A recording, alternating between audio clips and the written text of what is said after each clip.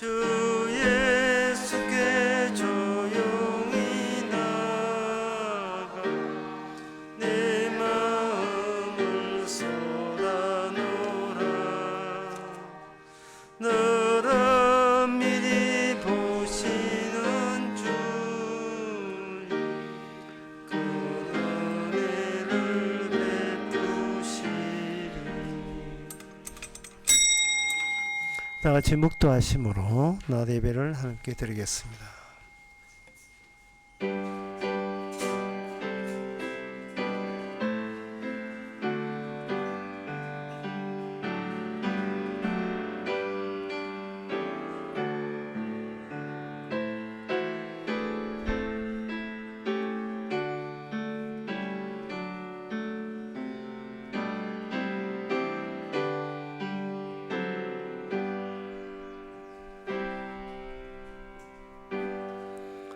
전능하사 천지를 만드신 하나님 아버지를 내가 믿사오며 그의 외아들 우리 주 예수 그리스도를 믿사오니 너는 성령으로 태어나야 성전 마리아에게 나시고 본디오 빌라도에게 고난을 받아사 십자가에 못 박혀 죽으시고 장사한 지 사흘만에 죽은 자 가운데서 살아나 하늘에 오르사 전능하신 하나님의 편에 앉아 계시리라. 제 산자와 죽은 자를 심판하러 오시리라. 성령을 믿사오며 거룩한 공예와 성도가 서로 통한 것과 죄를 사하여 주시는 것과 몸이 다시 사는 것과 영원히 사는 것을 믿사옵나이다. 아멘.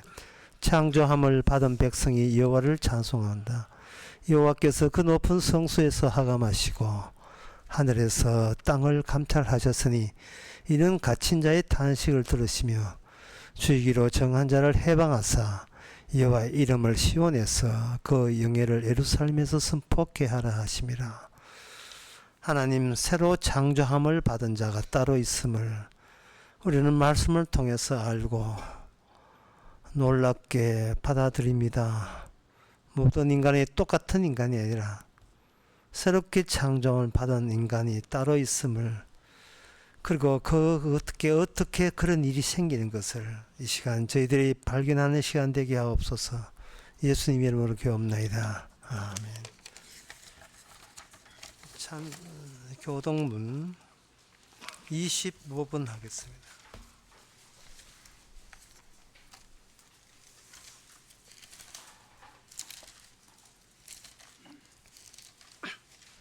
내 영혼아 여호와를 송축하라. 내 영혼아 여호와를 송축하며 그 모든 은택을 잊지 말지어다.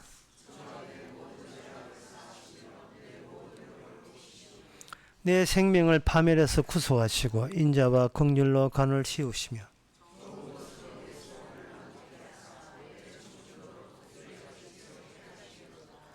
여호와는 자비로우시며 은혜로우시며 노하기를 더디하시며 인자하심이 풍부하시도다.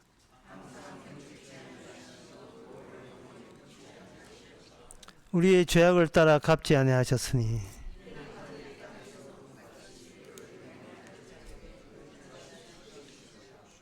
동이 서에서 먼 것 같이 우리 죄악을 우리에게서 멀리 옮기셨으며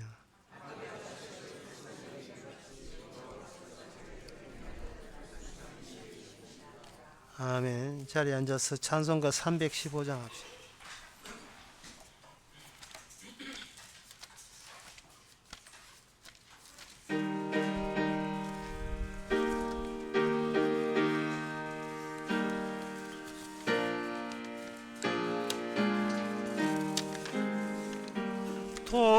돌아와 돌아와 마음이 고난이여 길이 참 어둡고 매우 험악하니 집을 나간 자여 어서와 돌아와 어서와 돌아오라 돌아와 돌아 이루어질 때까지 기다리고 계신 우리 아버지께 집을 나간 자여 어서와 돌아와 어서와 돌아오라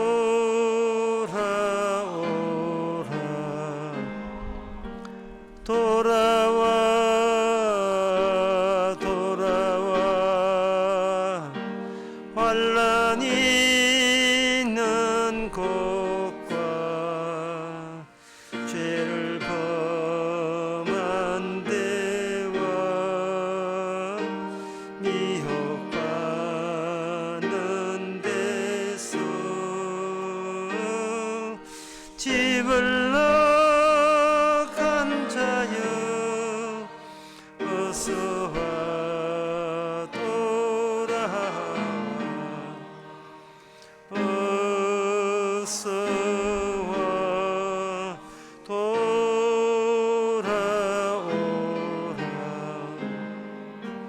돌아와 돌아와 집에 돌아오라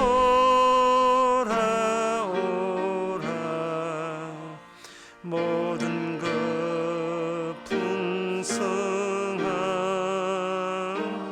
아버지 집으로 집을 나간 자여 어서와 돌아와 어서와 돌아오라. 이 시간 다 함께 기도하실 때 김영은 집사님 기도하시겠습니다.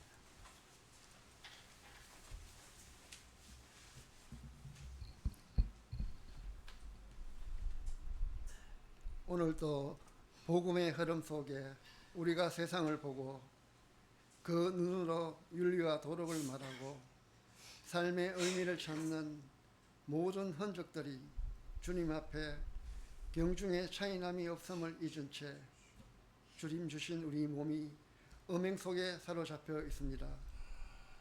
이따가로 없어지는 주님 안에 수치를 모르는 얼굴 덜추어 제대기 하시는 관계 속에 나타나는 그 십자가 은혜마저 잠잠케 하시는 주님 일에 우리 주 예수님 이름으로 기도드립니다.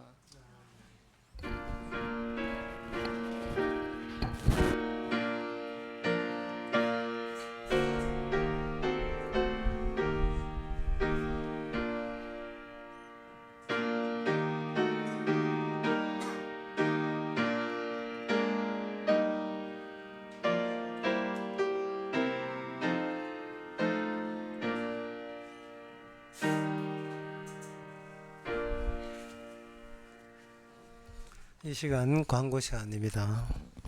내일 10시 반에 우리 교회에서 대구 성경 모임이 있습니다. 다른 광고 없으면 찬송가 268장 합시다.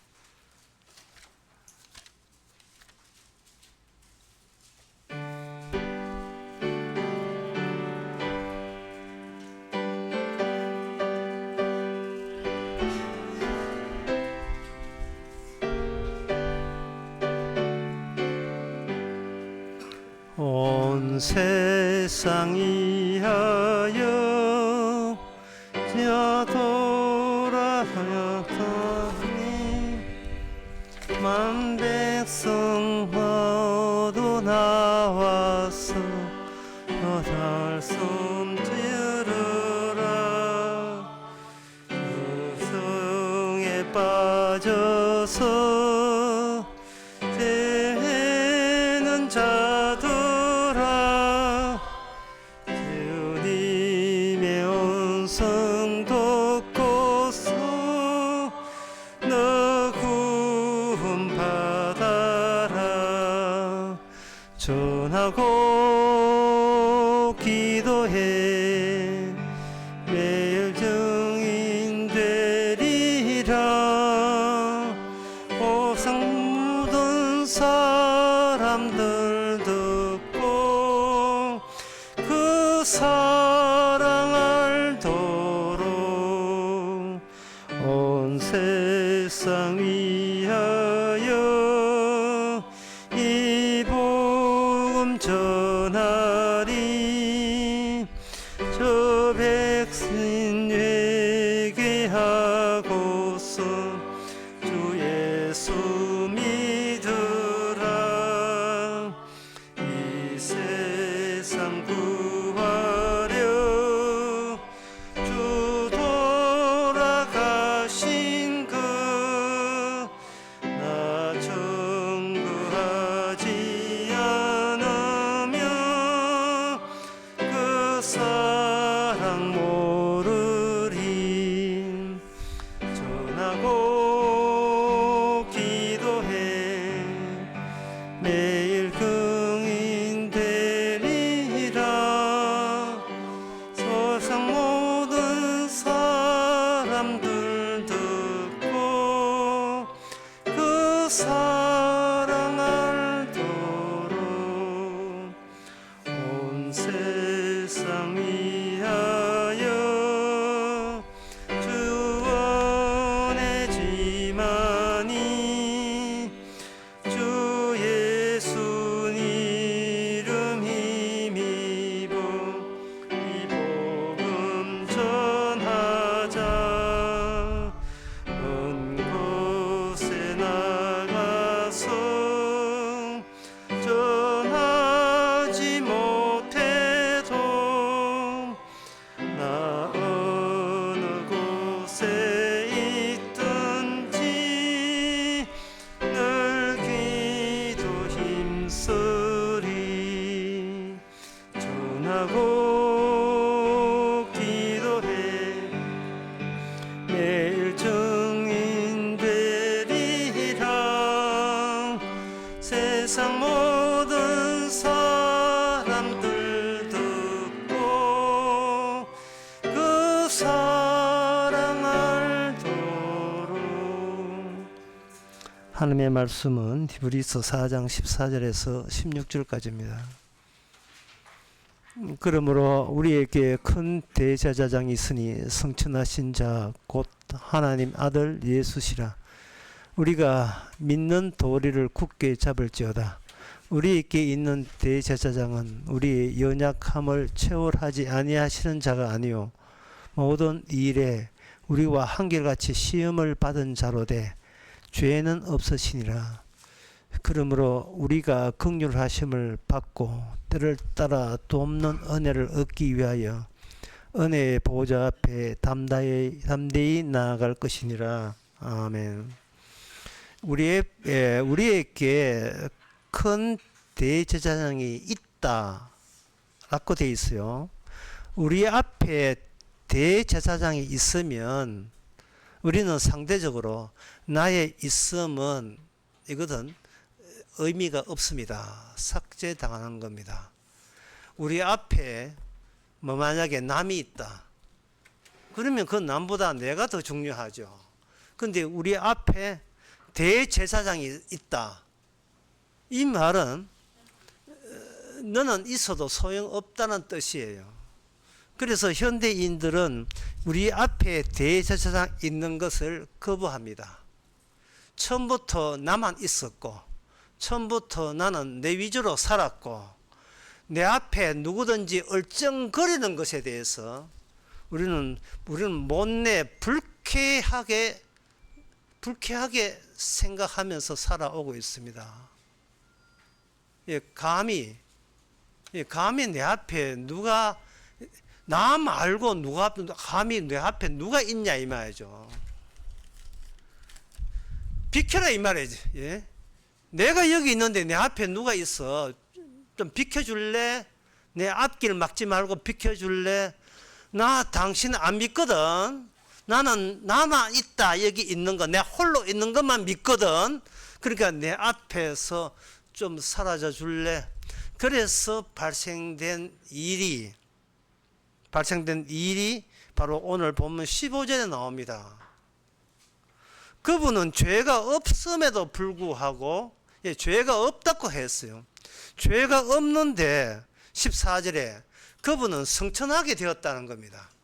죄가 없는데 성천하게 되었다는 말은 한때 이 땅에 사람들 사는 세계에 오신 적이 있다는 겁니다. 오신 적이 있는데 어느 인간도 성천한 적이 없어요. 그분 빼놓고는. 근데 그분이 성천했다는 것은 무슨 내용을 전제하느냐? 그분이 죄가 없는데 인간들은 그분이 죄가 있다고 살해했다는 그 사건 이후에 그분은 성천했습니다. 그로 인하여 인간은 그분은 죄가 없고 우리는 죄가 있는 겁니다. 다시 정리하게 되면 우리는 죄가 있는 채로 여기 있는데 그분은 우리 앞에 있어요. 있는데 뭐가 없느냐? 우리는 죄가 있는데 그분은 죄가 없는 것이 없는 분으로 우리 앞에 있어요. 어쩔 건데요? 앞으로 여러분 어떻게 해야 됩니까? 죄 있는 나를 계속 붙잡을래요? 아니면 나를 떠날래요?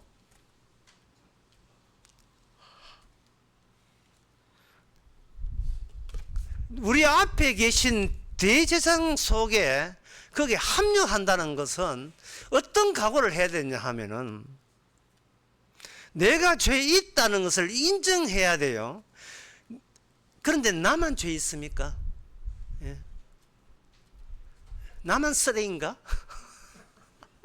이 세상 모든 인간이 똑같 나 같은 인간들이에요. 그럼 내가 죄 있다면 이 세상에 예수님 빼놓고 죄 없는 자가 없다는 논리가 되어버립니다. 그 죄 있는 자를 왜 붙잡습니까? 무슨 사단 날지도 모르는데요. 그러니까 이건 우리 앞에 제사장 있고 그분을 믿는다는 것은 이거는 세상을 나를 포함해서 나 자신을 포함해서 세상의 어떤 인간도 죄 있다는 이유 때문에 믿지 않겠다는 결심입니다. 그리고 이 세상에 예수님만이 대제사장이에요. 목사, 집사, 장로 아무도 아니에요. 어느 누구도 믿을 가치가 없습니다.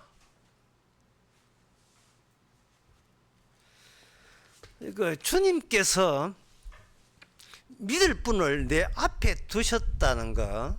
네, 그런데 여기 본문에 보면 15절에 앞에 두신 분이 그냥 곱게 나타나 가지고 나를 믿어라 이렇게 오셨던 분이 아니고 15절에 보면 우리 연약함을 채워하지 아니하는 자가 아니요. 아니요가 두 개나 붙었습니다. 뭐 어떤 점을 강조하기 위해서 두 개나 붙었어요. 우리 연약함을 채워하시고 이래도 되는 걸 가지고 우리 연약함을 채워하지 아니하는 자가 아니요.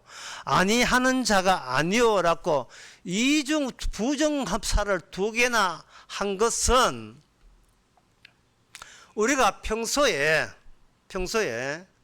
이 우리 자신을 부정하지 않는다는 그 상황을 전제로 한 거예요.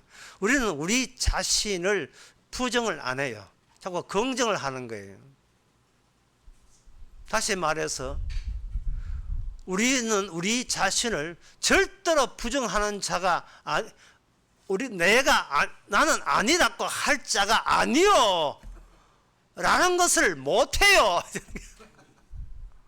라는 것을 못한다는 거예요.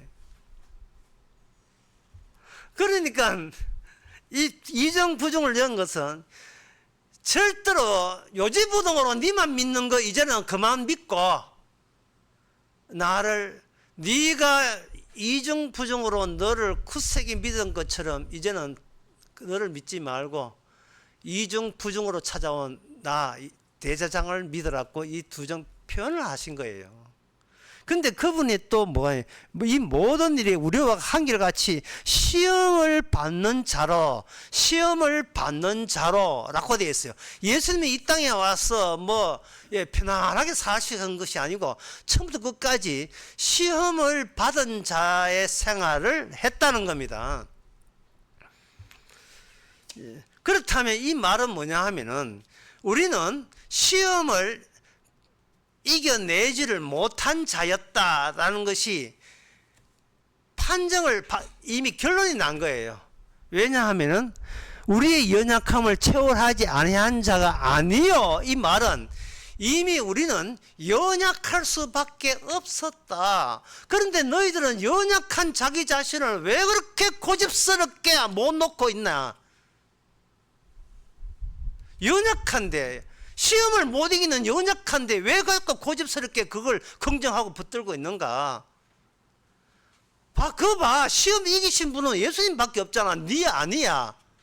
그러니까 여전히 너 자신을 믿을래? 라고 우리에게 지금 강하게 밀어붙이고 있습니다. 그러면 우리는 뭐라고 핑계대냐? 우리는 연약하거든요. 할 때 주께서 14절, 15절 준비한 것은 연약함을 체월하지 아니하신 자가 아니요. 네가 연약해? 그러면 뭐 할 수 없지, 버려야지. 이게 아니라 연약한 자에게 긍휼을 하심을 하지 않는 분이 아니라는 거예요. 이 말은 연약한 것을 충분히 내가 알고 있다는 겁니다. 그러니까 연약함을 아는데 연약해서 교회 못 나오겠게 그런 소리는 하지 말아라 이 말이죠. 그런 소리는 연약해서 말씀 못 지키겠어요. 그런 소리 좀 하지 말라는 거예요. 주님께서 너를 불쌍히 여기는 것을 자꾸 날아가게 하지 말란 말이죠. 불쌍히 여길 준비가 되어 있는 거예요. 이 말을 좀 어렵게 이야기하면 뭐냐 하면, 네가 매사에 네가 원인으로 들어서지 말고 그 결과를 수긍하라는 겁니다. 이게 성도의 삶이잖아요. 내가 어떤 행위를 해서 결과를 내가 얻어내겠다는 생각은, 그거는 하나님의 채월하심, 긍휼하심을 못 오가는 거예요. 그냥 결과 안에 사는 거예요. 그냥 결과 안에. 원인으로 합세하지 마시고 결과를 그냥 받아들이면 되는 거예요. 주께서 하신 결과를. 그것도 못합니까? 정말 생긴 대로, 주어진 대로, 되어진 상황대로 받아들이는 거, 그것도 못하냐 이 말이죠. 왜 주님은 우리에게 과분한 친절을 베푸시는가, 사랑을 베푸시는가? 그것은 인간들이 그동안 누구의 말을 계속해서 내부적으로 들어왔어요. 다시 말해서 지옥불에서 서서 외치는 자는 악마예요. 악마는 이미 알아요. 예수님과 대하여서 우리의 입이 덜컥 나왔어요. 나는 이미 멸망당해서 지옥불이 영원히 내가 가야 될 것이라는 것을 알아요. 아직 그 시기는 안 됐는데 왜 일찍 오십니까? 하고 예수님의 이렇게 대들었는데, 그 지옥불이 피어 있다며. 여러분들이 상상해 보세요. 지옥불이 피어 있는데 지옥불 속에 시커먼 하나 어떤 인물이 서서 말을 외치는 거예요. 악마는 이미 지옥불 속에서 외치는데, 인간 속에는 그 지옥불만 안 보이고 말만 계속 들리는, 말만 듣기는 거예요. 말만. 그래서 악마의 말을 듣고 사는 사람은 지옥불에 함께 있는 거예요. 이게 성도한테는, 결과에 이미 포함된 사람한테는 이 모습이 보이는 겁니다.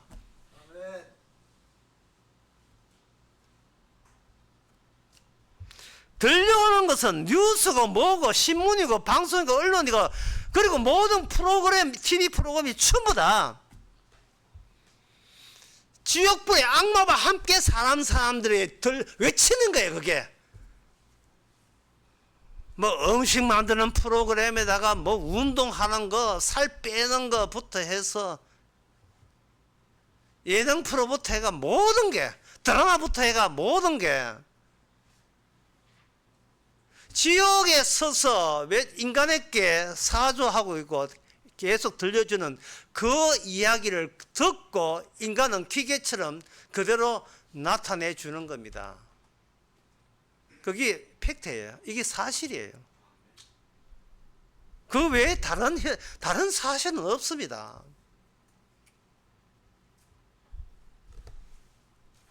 이것을 누가 아시는가? 예수님이 아시죠. 예수님은 어떻게 아시는가? 그 지옥불에 있는 마귀와 1대1로 시험을 받았기 때문에 그렇습니다. 그럼 시험을 받는데 그 예수님이 시험 받는 그것을 그 예수님이 시험 받아서 우리를 긍휼히 여기서 구원하면 되는데 여기 왜 오늘 본문에 우리 앞에 큰 대제사장, 다시 말해서 대제사장이라는 이스라엘에게 있는 그 제도에 대한 그 단어를 왜 우리 앞에 내놓는가 하는 거예요. 주님이 내가 다 했다, 용서해 줄게, 같이 천당 가자 이러면 되는데 거기에 대제사장이라는 직능, 역할, 기능을 굳이 오늘 14절에서 왜 언급을 해 주시느냐 말이죠. 대제사장이 이걸 빼버리면 도대체 어떤 점에서 우리는 이 복음에 대해서 누락된 게 되는가? 그것을 바로 하나님의 약속 언약이 우리보다 먼저 이스라엘에게 찾아와서 이스라엘에게 찾아와서 율법이 주어졌는데 율법 안에 뭐냐? 대제사장 제도가 있는 겁니다. 출애굽기 28장 4절에서 41절까지 길게 그 대제사장을 세우고 거기에 특수한 복장을 입힙니다. 머리에는 가는 배실로 짠 관이 있고요. 꼭 꼬투머리에 청색 띠가 있고 관띠가 청색실에 관띠가 있고 거기에 금으로 든 성패가 있는데 글씨도 나와요. 여호와께 성결이라는 글씨. 그 밑에 이제 얼굴 나오겠죠. 얼굴 밑에 목 나오겠죠. 모가지 나오겠죠. 그 다음에 견대 있어요. 여기 견대 2개가 있습니다. 호마뇨라는 보석으로 만든 견대 있고 견대에 6지파 이름 나누어서 이게 새겨져 있습니다. 그리고 금사슬로 그 견대에서 방탄복 하는 것처럼 그 경찰들 방탄복처럼 축 내려가고 있는 흉패가 여기 있습니다. 흉패는 금으로 태를 만들었고, 그거 하나하나 금고리로 되어 있고, 그 12개의 보석이 그 흉패에 딱 세 줄, 위로 3줄, 밑에 4줄 해서 12칸들이 있고, 칸은 금태로 입혀져 있습니다. 그 금태마다 12지파의 이름들이 새겨져 있어요.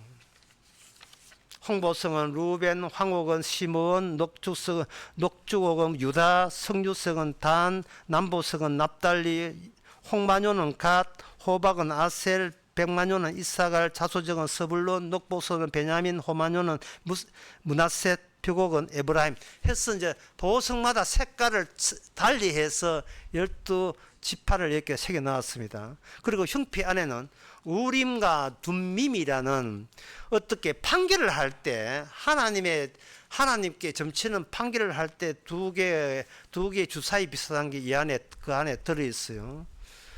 판결 그것을 가지고 판결 흉패라고 합니다. 그 밑에 에봇으로 만든 띠가 있고 밑에 그 밑에 에봇이 있는데 에봇은 금색, 청색, 자색, 홍색 실, 가는 실, 꽃 배실로 만들었고 에봇 받침에 또 겉옷이 에봇 받쳐주는 겉옷이 있는데 가는 배실로 짠 속을 입었고 그 끝에 딸랑딸랑 성주로 만드는 금방울들을 해가지고 충돌 소리 나도록 이 대제사장이 7월 10일 날 홀로 1년에 한 차례 아무도 들어갈 수 없는 성소 지나서 지성소 들어갈 때 과연 대제사장이 아직도 살아있니 안 살아있니 그걸 확인하기 위해서 소리가 바깥으로 들리게 하는 거예요.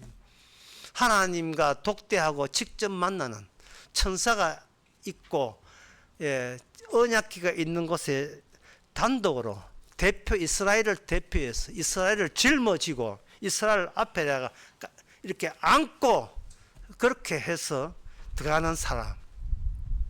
하나님의 거룩을 대표로 보여주는 거예요. 그러니까 하나님께서 율법으로 완전케 되는 대표적 사람을 대제사장이라고 하나님께서는 율법을 통해서 이미 이스라엘에게 준 겁니다. 그러면 그 제사장이 7월 10일 날 지성소에 갈 때 그냥 빈손으로 가면 안 되겠지요. 안 되고 평소에도 제사 지냈지만 제단에 소나 양과 염소를 잡고 그날은 피를 들고 전체 이스라엘에 대해서 일체 그들이 1년 동안 무슨 짓을 했는지 일체 묻지도 않고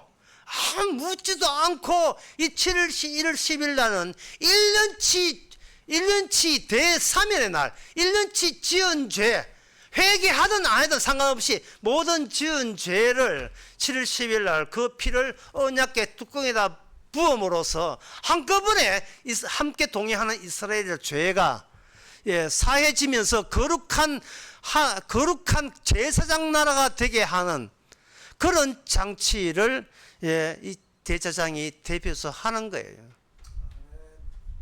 그러면 이렇게 이제 그 율법에 나오면 역시 인간들도 생각도 만만치 않거든요.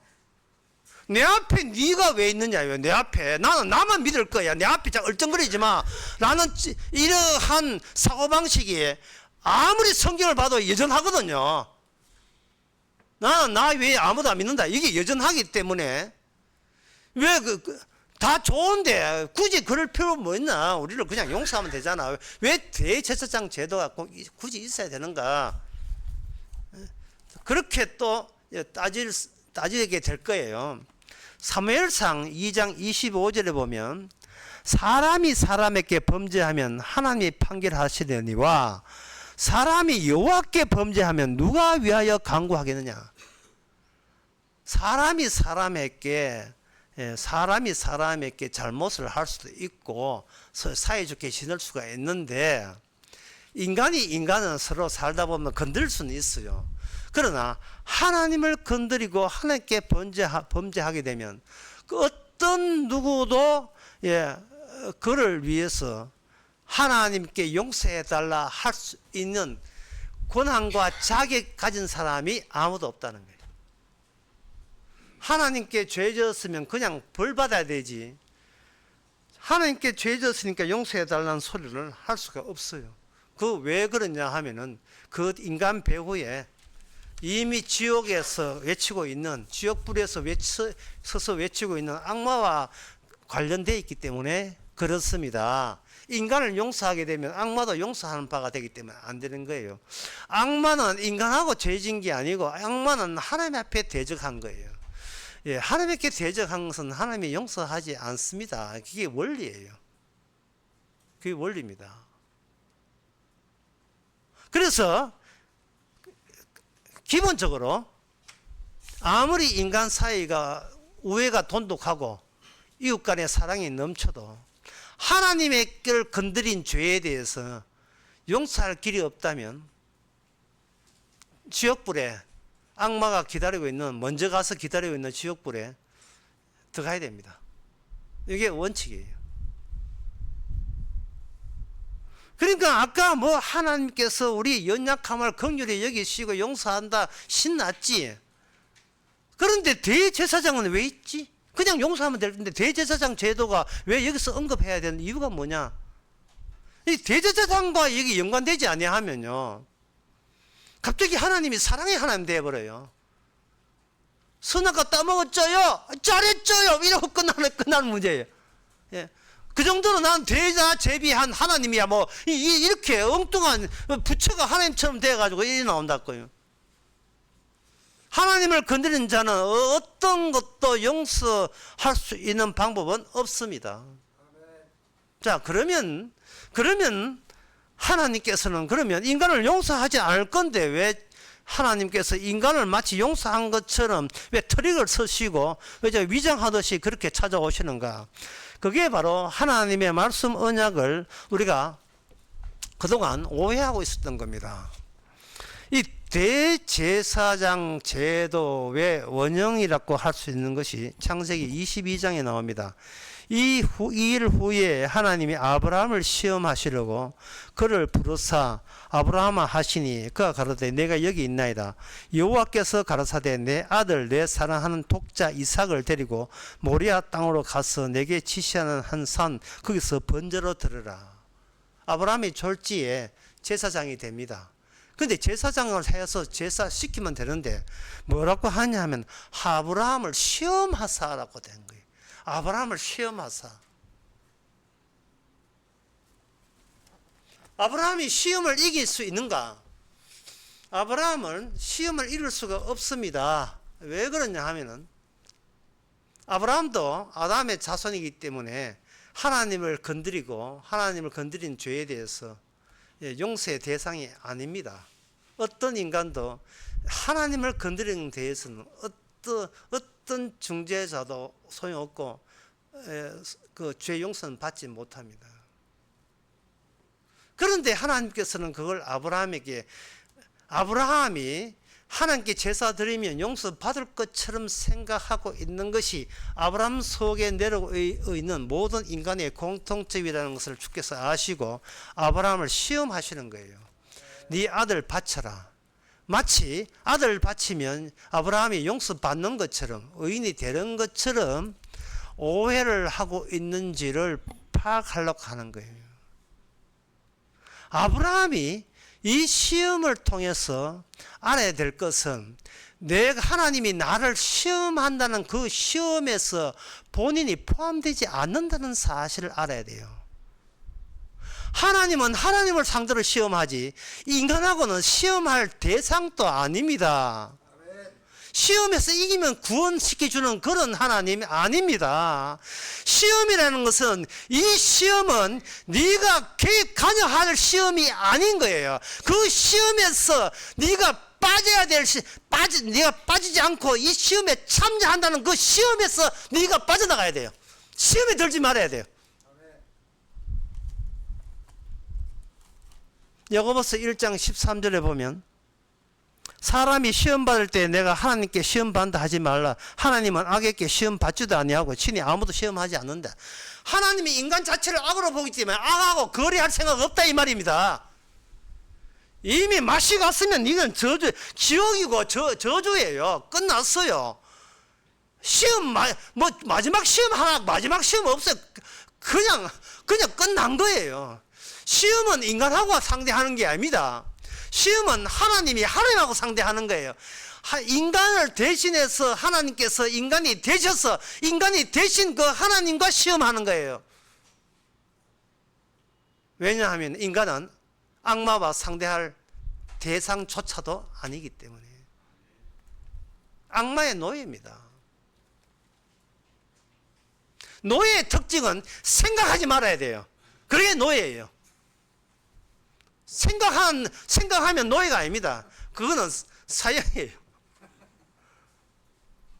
무슨 기계가 생각을 해요? 네가 인공지능이야?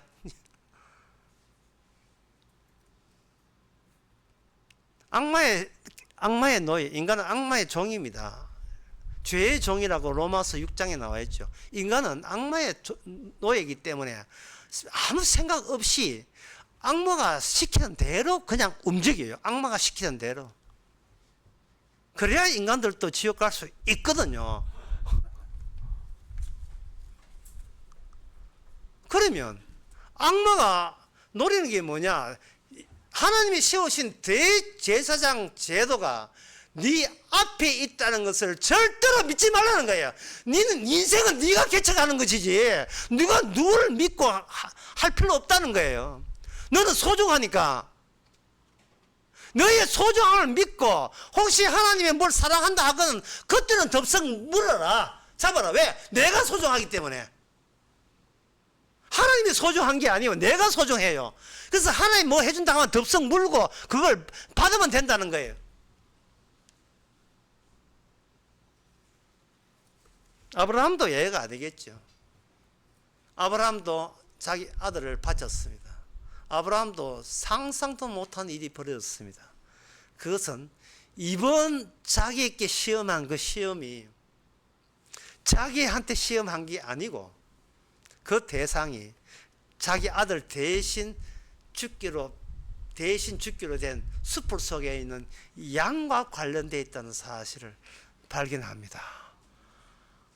양과 관련된 하나님으로 하여금 시험에서 빠지지 않도록 빼주시는 거예요. 하나님께서 네가 원인자로서 집어 들어갈게 하나님께서 네한테 준 적이 없다는 거예요. 네가 이렇게 하면 복 받게라는 것은 네한테 준 적이 없다는 거예요. 준 적이 없어요. 그냥 결과만 받을 뿐이지 내가 원인자가 되어서 그 원인의 결과를 내가 수습하는 식으로 하나님께 그 하신 적이 없습니다. 여러분 주기도문 다시 생각해 보세요. 하늘에 계신 우리 아버지여 시험에 들지 말게 하옵시고. 이 기도가 예수님 본인을 위한 기도예요.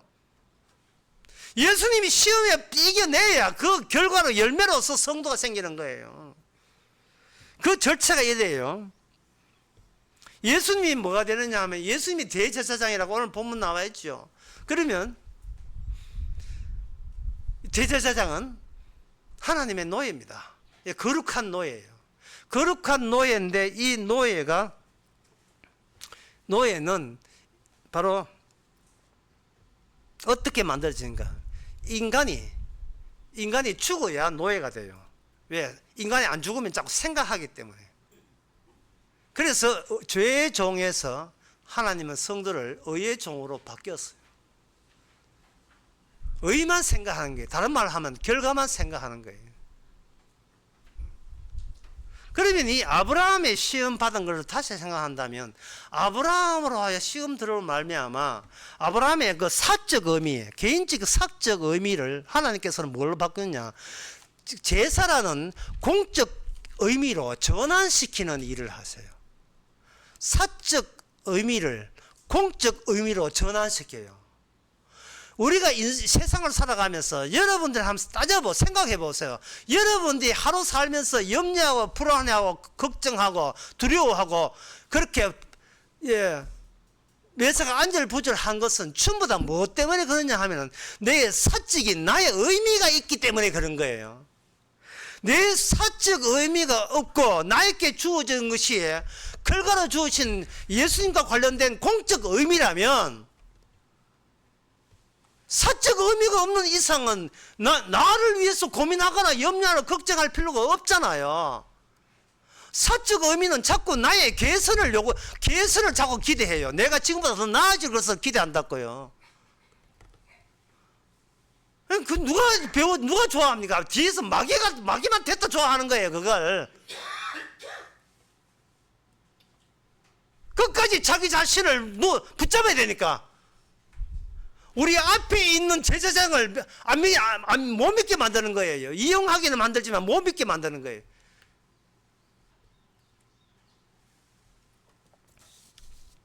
이 사적 의미가 공적 의미로 바꾸는데 필요한 것이 뭐냐? 시험이었다는 것이 하나님의 계획입니다. 시험이 없으면 사적 의미가 공적 의미로 안 바뀌어요.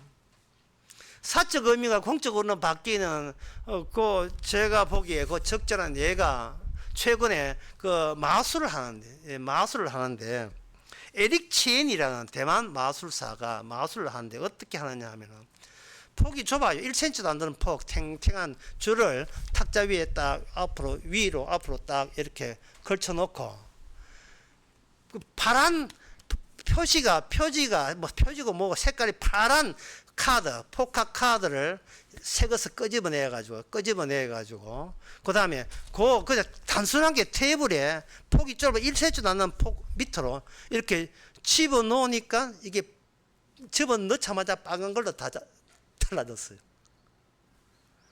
파란 걸 집어였는데 통과하니까 빨간 카드 되었습니다. 심지어 카드를 집어넣는 중간 과정에 잠시 그 줄끈에 중간에 걸치게 잠시 수습을 시켜요. 수습을 시키니까 그 줄까지 간 것은 파란 거고 그 1cm 줄 밖에는 빨갛게 변했어요. 그리고 맞아 빼내니까 전체가 빨갛게 되었습니다. 사적 의미가 대제사장의 그것을 경과하니까 이게 공적 의미로 달라졌어요. 사적 의미는 내가 주인이에요. 그런데 공적 의미는 내가 주인이 아니에요. 공적 의미의 노예예요. 종이 된 겁니다. 이걸 우리 자신이 그 마술 같은 일을 할 수 있을까요? 없습니다. 하나님의 그 탱탱한 줄이 뭐냐? 하나님의 아까 제가 제사장 제도를 했죠. 그거 다른 말로 하나님의 언약이에요. 언약을 통과하니까 우리가 개인적인 의미는 없어지고 언약을 증거하는 공적 의미의 하나의 역할을 맡는 왕 같은 제사장들이 된 겁니다. 이러한 놀라운 변화, 전환, 그 전환은 창세기 32장에 야곱이 약복 강가에서 하나님을 만날 때도 똑같은 일이 벌어졌어요. 하나님을 만나고 씨름하고 난 뒤에 야곱은 야곱이었는데 만나고 난 뒤에 이름이 이스라엘로 바뀌었어요. 그럴 때 야곱은 그분이 누구냐 하는 것을 알게 되었습니다. 그분이 단순히 사람이 아니라 하나님인 것을, 여호와 하나님인 것을, 내게 축복 준 그 당사자 하나님인 것을 알게 되었습니다. 그러면 여호와가 뭐냐? 여호와 출애굽기 3장 14절에 보면 여호와는 스스로 있는 자라 하는데 이걸 쉬운 인간의 말로, 인간 세상의 말로 옮겨버리면 여호와는 아무것도 없는 자, 이 인간 세상에는 어디에도 없는 자가 됩니다. 어디에도 없는 자. 그걸 인간을 경유해서 이야기하면 인간 세계의 어떤 인간도 아무것도 한 적이 없는 일, 없는 자.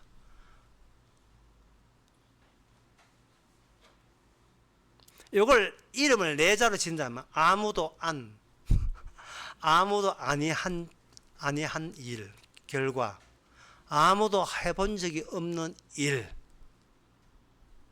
이스라엘, 여호와가 이스라엘, 다시 말하면 이 땅에 존재하지 않으면서 이 땅에 존재하면서도 아무도 해내지 못한 일을 했기 때문에 이 땅에 존재하지 아니했던 사람으로 취급받은 분, 그분이 바로 나 스스로 있는 자예요. 긍정적으로 말해서 스스로 있는 자. 아무것도 안 했다 부정적으로 표현했잖아요. 그걸 긍정적으로 하나님 입장에서 생각하면 스스로 계신 자, 그 누구의 도움도 필요 없는 분, 그게 여호와 하나님이에요. 그 여호와 하나님이 이스라엘 역사 속에 개입했습니다. 그게 뭐냐? 시험이에요. 그게 하나님이 주신 시험입니다. 아브라함에게 그렇게 했지요. 이번엔 아브라함 말고 요나를 한번 생각해 봅시다. 요나 1장에 보면, 요나 1장에 보면 요나 선지자가 하나님의 낯을 비해서 다시스로 멀리 될 수 있는 대로 동에서 서로 먼 것 같이 그 여호와 계시다는 성전으로부터 최고 먼, 그 당시 제일 먼 지금의 스페인 쪽으로 배 타고 도망가려고 했었습니다. 걸렸죠. 걸렸는데 자기는 배 탔으니까 이제는 내 계획대로 잘 됐다 하고 배 밑에 가가지고 쿨쿨 잠을 자고 있었는데 바깥에서 태풍이 와서 폭풍이 치는 것을 몰랐어요. 그냥 잠을 자고 있었어요. 그런데 잠자고 있지 않은 다른 다른 선원들은 난리고 다른 손님들은 난리가 났습니다. 이 폭풍은 이 폭풍은 무슨 이유가 있다. 각자가 믿는 신들에게 각자 기도하소서 해가 선장이 선창해가지고 각자 신을 서경에 두려워서 각자 자기 신을 부르고 배를 가볍게 하려고 뭐 이렇게 물건도 바다에 던지고 했는데 요나는 뱀이체에 가가지고 그 사실도 모르고 잠만 잘 자더라 이 된 거예요. 자 7절 8절 읽었습니다. 그들이 서로 이르되 우리가 제비를 뽑아 이 재앙이 누구로 인하여 우리에게 임한가 알자 하고 그 제비를 뽑으니 제비가 요나에게 당한지라. 제비를 뽑는 거예요. 제비 뽑기를 한 거예요. 어떤 언약적 결과를 우리가 나서서 내가 나한테 원인으로 집어넣어서 할 수 있는 방법은 없어요. 제비 뽑혀야 돼요. 제비 뽑기를 하는데 요나가 나는 여호와를 선택했어 이런 거 없어요. 요나는 지금 여호와를 도망치고 있습니다. 왜? 나는 나를 믿으니까, 내 계획을 믿으니까, 내 인생 스케줄을 믿으니까. 내가 왜 나 말고 왜 딴 분을 믿어? 그럴 필요 없어. 나는 나를 믿어요. 배에 잠자고 있을 때에 누가 깨었느냐? 주변에 다른 신들이 있는 사람들이 요나를 깨어서 제비 뽑게 해가지고 해필 제비가 요나한테 딱 당했어요. 당하니까 누가 전도하냐면 다른 신을 믿는 이방 신을 믿는 자들이 요나에게 이렇게 전도합니다. 8절 나옵니다. 무리가 그에게 이르되 청컨대 이 재앙이 무슨 용고로 우리에게 임하였는가 고려하라. 네 생업이 무엇이며 어디서 왔으며 고국이 어디며 어느 민족에 속하였느냐. 9절에 그다 대배 나는 히브리 사람이요 바다와 육지를 지으신 하늘의 하나님이 여호와를 경외하는 자로다. 자기가 여호와의 낯을 패한 줄 그들에게 고하였으므로 무리가 알고 심히 두려워하여 이르되 너가 어찌하여 이렇게 행했느냐. 지금 누구 보고 나무래고 있는 거예요. 이방 신을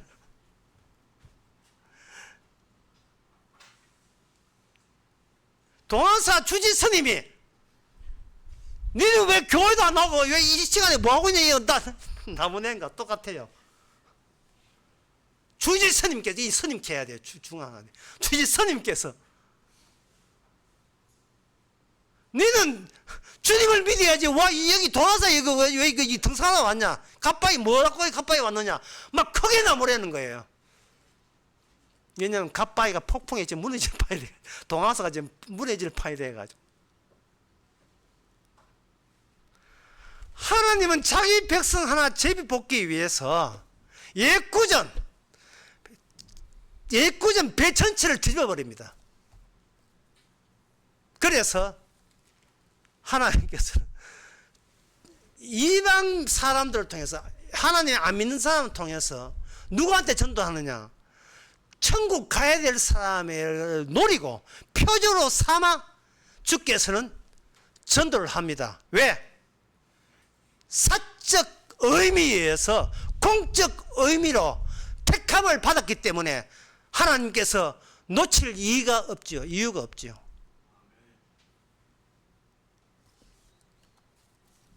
많은 목사님들이 마음 깊숙한 속에 걱정거리들이 있습니다. 걱정거리가 뭐냐 하면은 목회 이렇게 하다가 정말 교인 다 없어지는 게 아닌가.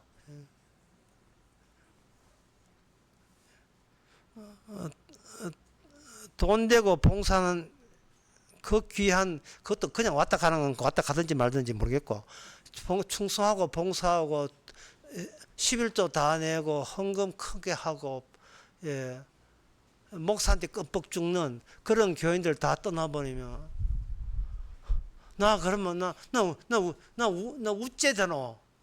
이런 염려와 걱정이 사업하는 목사를 갑자기 사업가로 집어였습니다. 사업하는 모든 사람 그런 목회자에게 다 들어있어요.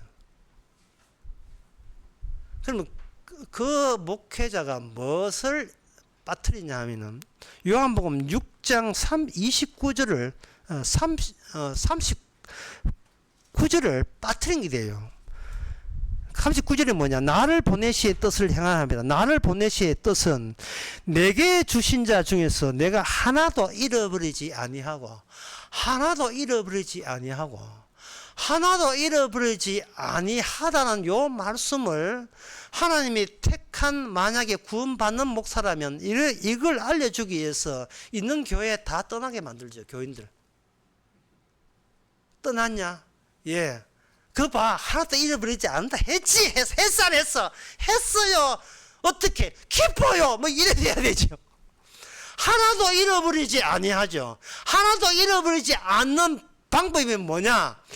내가 사적 의미, 내가 목회자의 사적 의미를 선을 지나서 공적 의미로 전환시키는 방법을 사용하는 거예요. 요나가 선지자 할 때 그때 북이스라엘은 제일 국토가 강건하고 국토가 넓었던 때예요. 이제 선지자가 축복 안 해도 알아서 축복이 넘치는 그 시절에 나는 내 할 것 다 했으니까 뭐 떠나도 괜찮겠지. 떠나는 겁니다. 요나는 걸렸어. 뭘 하느냐? 요나에게만 제비 뽑힌 요나에게만 경험한 게 있습니다. 그게 뭐냐?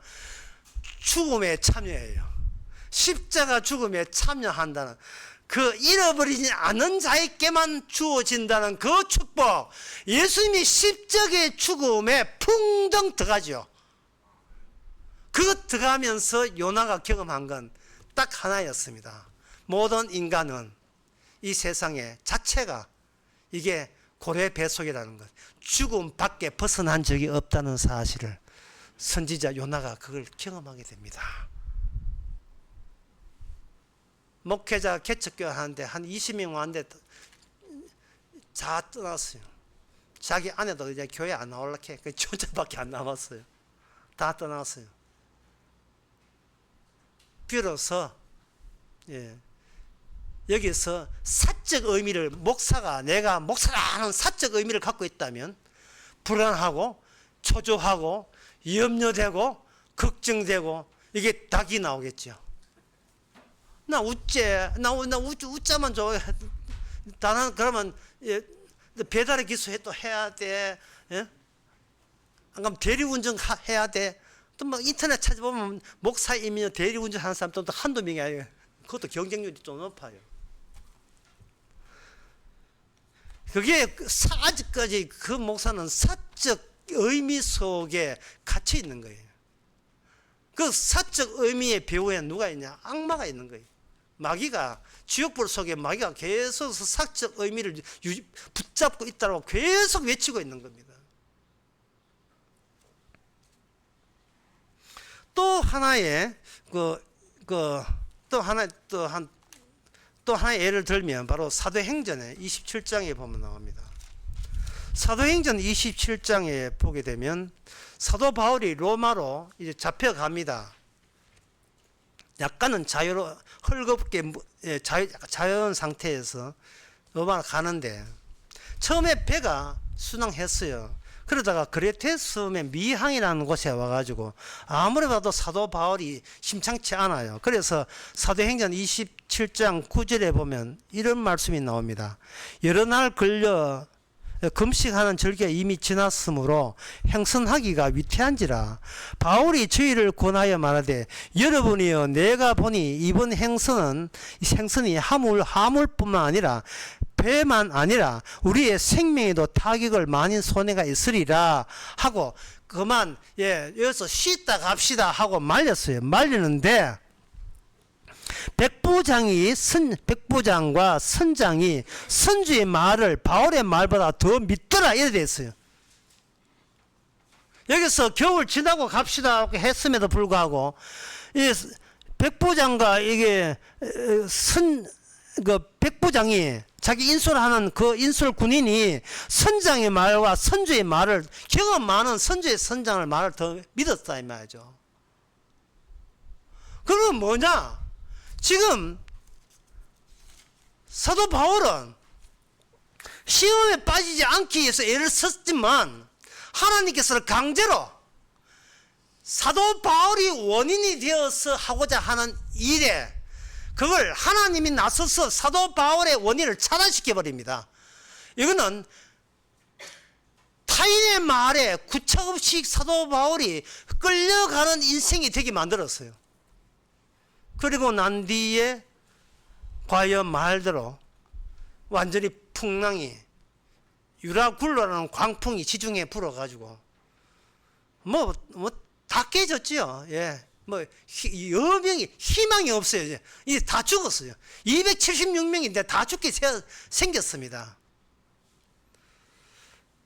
그럴 때 사도행전 27장 21절에 보면 바울이 가로되 여러분이요 내 말을 듣고 그레데를 떠나지 않았으면 좋았을 건데 이제 내가 너희께 이제 일합니다. 안심하소서. 너희 중에 생명에 아무 손상이 없겠고 오직 배뿐이리라. 나의 속한 바 나의 섬기는 하나님의 사자가 어젯밤에 내 곁에 서서 말하기를 바울아 두려워 말라. 내가 가이사 앞에 서야 하겠고 또 하나님께서 너와 함께 행선한 자를 다 내게 주셨다 하였으니 라고 되어 있어요. 그러니까 이거는 사도 바울과 그의 동행한 276명이 사도 바울로 인하여 강제로 예수님의 십자가 죽음에 참여하는 자가 되도록 하나님께서 그야말로 그대로 밀어붙인 거예요. 이게 바로 이게 구원이잖아요. 구원이란 뭐냐? 사적 의미로부터 탈출이에요. 개인적인 의미로부터 벌써 탈출하는 게 구원이란 말이죠. 그런데 그게 우리 식으로 우리의 노래 생각으로 이게 불가능하기 때문에 하나님께서는 강제 조치를 해가지고 풍랑도 준비하고 사도 바울의 말도 안 듣게 됐고 그들이 그렇게 믿던 그 배 자체가 완전히 다 부서졌어요. 배 없는데 바다를 건너가요. 이거 출애굽도 아니고요. 출애굽은 아직도 계속됩니다. 아무도 못한 일에 아무도 못한 일, 이 세상에 어떤 인간도 못하지만 해주신 그 일을 경거하면서 사적인 의미를 가진 사로 하여금 하나님의 언약 대제사장의 불쌍의 여김이 어떤 효과를 실제적인 현실로 드러나는가, 거기에 초대받은 사람, 그 제사장의 생명에 참여하는 사람, 주님의 십자가에 참여함으로써 나는 죽고 예수님의 종으로 다시 태어나는 그 작업은 지금도 멈추지 않고 현실로 계속 이어집니다. 배 다 부서졌지요. 갈 수 없지요. 그래서 말타 섬에 이제 도착을 했거든요. 거기서 머물면서 거기서 또 원주민한테 또 티격태격 하다가 오히려 뱀의 독사에 안 물린 것 없이 해서 그 추장의 아버지 병을 낫게 함으로써 그쪽에서 흔쾌히 배를 준비해 가지고 시칠리아 성까지 가서 로마에 가게까지 하셨습니다. 그러면 그 일이 이 지중해 풍랑 만난 그때만 그렇습니까? 아니면 그전에도 마찬가지. 그전에도 계속 그런 식으로 그동안 사적 의미에서 공적 의미, 하나님의 언약적 의미, 인간이 못했지만 하나님이 해내신 그 의미로 계속 바꾸어 준 거예요. 그것은 예수님이 아버지와 아들, 아버지 하나님과 아들 예수님 사이에 이미 체결된 아버지가 예수님이 시험에 이기기 때문에 하신 거예요. 그 시험에 자기가 통발을 굴리면서 내가 이런 식으로 구원받겠다는, 내가 이런 식으로 내 자기군, 사적 의미를 유지한 채 구원받고자 하는 그 시험, 그게 마지막 시험이에요. 그게 마지막 시험이에요. 이 말만 믿으면 나 구원받겠다 하는 것이 마지막 시험, 악마가 준 마지막 시험이에요. 거기에 시험에서 벗어나야 돼요. 빠져나와야 돼요. 물론 인간의 방법은 안 되고 그야말로 제비 뽑기가 돼야 돼요. 다른 주변에 불신자들이 전도해야 돼요. 안 믿는 사람한테 전도해야 돼. 너는 예수 믿어서 왜 이런 자리에 술을 먹느냐? 먹지 마. 다른 사람이 예수 믿도록 부추겨 줘야 되는 거예요. 시험에 관해서 또 하나의 예, 세 번째 예를 들면 열왕기하 13장 14절에서 19절까지 거기 나옵니다. 요아스 왕, 북쪽 요아스 왕과 선지자 엘리사 간에 있던 이야기였습니다. 열왕기하 13장 14절부터 보면 엘리사가 죽을 병에 들매 이스라엘 왕 요아스가 저에게 내려가서 얼굴을 눈물을 흘리며 가로되 내 아버지여 내 아버지여 이스라엘의 병거와 마병이여 하며 엘리사가 그에게 좋게 한 거예요. 당신 없이면 우리는 죽어요. 그러니까 이 요아스 왕은 어찌 사적 의미를 갖고 있어요. 내가 북이스라엘의 왕이니까 이 의미를 가지려면 누가 필요하다? 하나님이 필요하고 하나님의 중배자가 누구다? 선지자 엘리사다. 그래서 엘리사를 병문해가지고 살려주이소. 어떻게 살려주이소? 뭐 이러고 있었던 거예요. 과연 살려주는지 망하게 하는지 한번 봅시다. 그러니까 엘리사가 15절에 저희께 이르되 활과 살들을 취하소서. 활에다가 화살 딱 지었죠. 저 활을 하고 창문을 열어주세요. 창문을 동청문을 열고 쏘세요 하고 한 게 쏘았어요. 엘리사가 그러되 이것이 하나님의 구원의 살, 아람에 대한 구원의 화살입니다 해놓고는 진멸하도록 칠 것입니다. 또 가로되 살들을 취하소서. 취했다.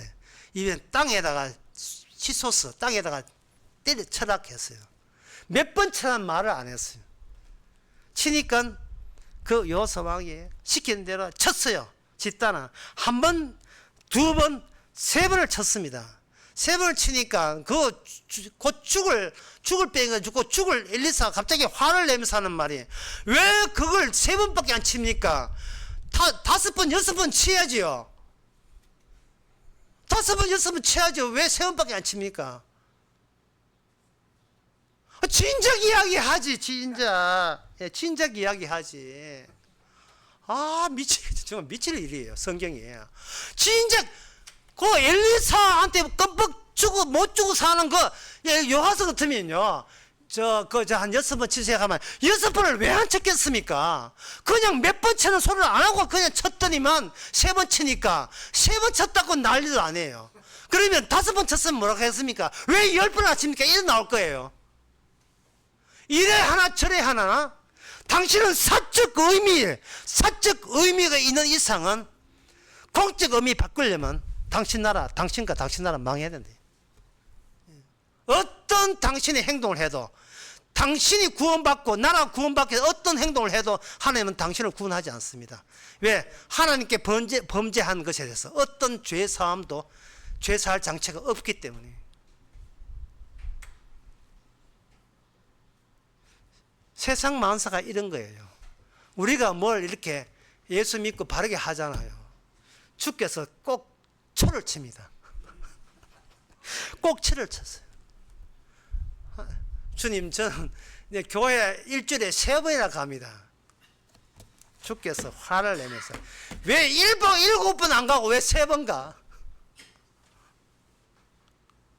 우리가 하는 어떤 것도 우리에게 내보는 어떤 것도 내가 나를 지키고 내가 나를 구원시키고 내가 나를 믿는 이 나를 계속 유지하려는 책량에서 나온 마귀적 행동이기 때문에 주께서는 우리를 아직도 마귀 종이다고 판정 내려서 우리로 하여금 대제사장의 죽음의 그 죽으심으로 풍덩 합류시킵니다. 너는 이미 죽었다. 이유가 뭐냐?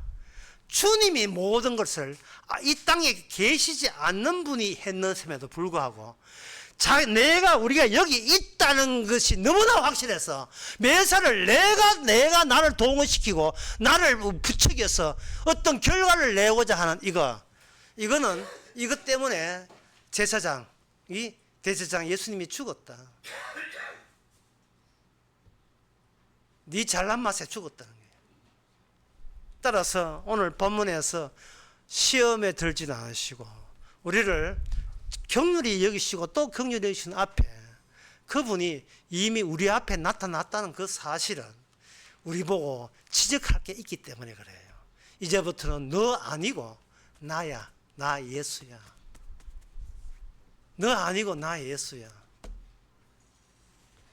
이것을 가지고 이것을 성도라고 합니다. 끝으로 이 말씀하고 마치겠습니다. 고린도 전서 1장에서는 이것을 뭐라고 하냐 하면 1장 2절에 고린도에 있는 하나님의 교회 그리스도 예수 안에서 거룩하여지고 성도라 부르심을 입은 자들, 성도라 부르심을 입은 자들 불러내는 거예요. 제비 뽑기 하듯이 불러낸 거예요. 로마서 1장 6절 너희는 그들 중에 있어 예수 그리스도의 것으로 소유로 부르심을 입은 자니라. 이 말씀이 여러분 속에서 작동하게 되면 출애굽기 19장 5절 말씀처럼 우리는 다 왕 같은 모두가 이 땅의 제사장 같은 존재입니다. 기도하겠습니다. 하나님 아버지, 저희들 상식적으로 살아왔습니다. 하나님 좋은 분이라고 간주하고 잘해주겠지라는 상식으로 살았는데 우리 자신밖에 모르는 그 앞에 주님이 우리에게 나타났다는 이 사실이 우리에게 어떤 변화를 가져오는지를 이제는 말씀을 통해서 깨닫게 하여 주시옵소서. 예수님의 이름으로 기도합나이다. 아멘. 다 일어나셔서 215장 합시다.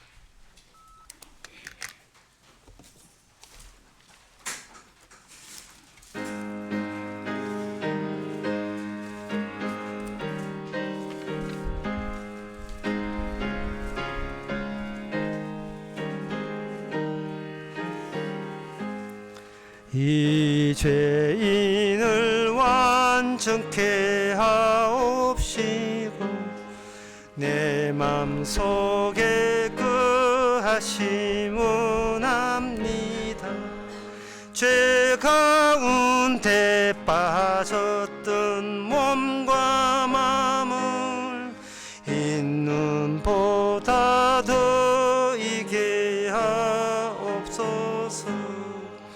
눈보다 더욱 기어지게 고시소서 정결케 하옵소서. 저 보좌에 앉으신 주 예수여 몸두리는 일까지 도우소서. 내 온몸과 지식 드리오니 있는 보다 더 이게 하옵소서. 눈보다 더욱 희어지게 고시소서 정결케 하옵소서. 거상하신 발 아래 엎드려서 날 깨끗게 하심을 비옵니다. 날 정결케 하는 피 미사오니 있는 보다 더 이게 하옵소서. 눈보다 더욱 기어지게 오시소서 정결케 하옵소서. 아멘. 기도합시다. 지금은 우리 주 예수 그리스도 은혜와 하나님의 거짓 사랑과 성령의 충만하심이 한시라도 우리를 떠나지 않고 계속 살려주시고 긍휼을 입혀주신 주님을 제대로 아는 모든 성도에게 함께 있을지어다.